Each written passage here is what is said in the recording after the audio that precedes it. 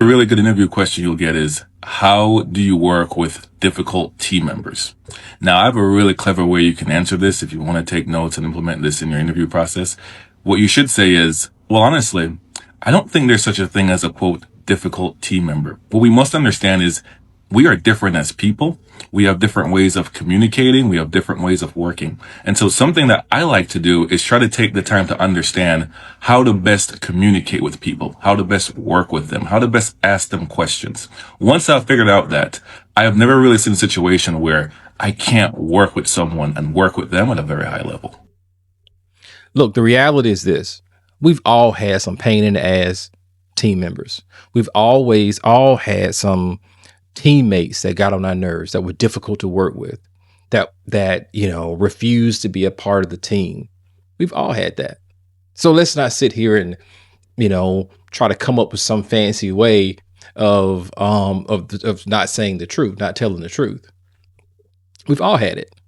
Now, this question isn't the time that you go out and tell the truth, but the reality is that we've had those issues with teammates. When a recruiter or a hiring manager asks this question, they're typically trying to figure out, can you stay calm under pressure? They don't want to hear you blame or gossip or talk about the other teammate, the other manager, the other organization. They just don't want to hear that. They don't want to hear that part, right?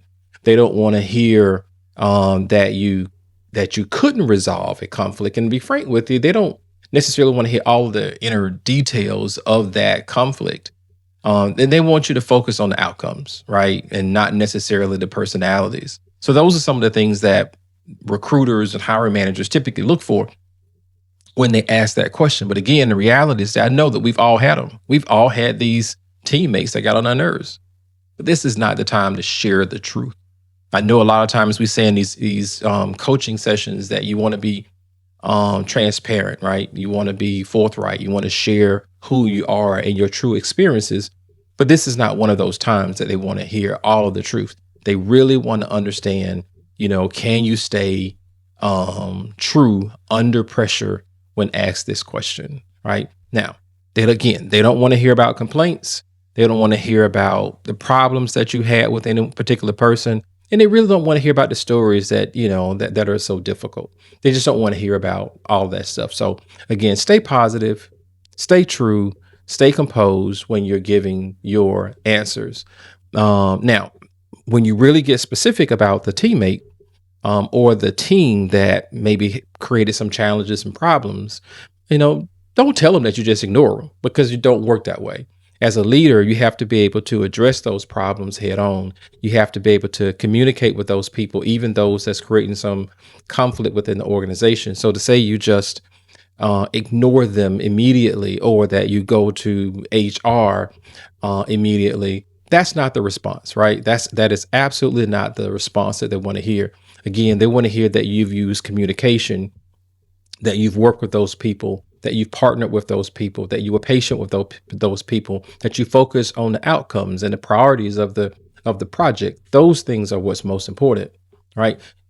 You ignoring those people, you go into HR. Those aren't attributes that are key in terms of leadership. And the last thing that I'll say is this, if you ever have this question, I would say, again, the best answer shows some type of self-awareness, some type of accountability within you and the teammate. And it also shows a certain level of calm in terms of your leadership. True leaders are able to lead in all types of situations and lead with all different types of people and personalities. And again, the reality is that we all know that you're going to have a pain in the ass in that job. You're going to have a person that you don't always mesh with. You're going to have a person that causes a certain amount of conflict.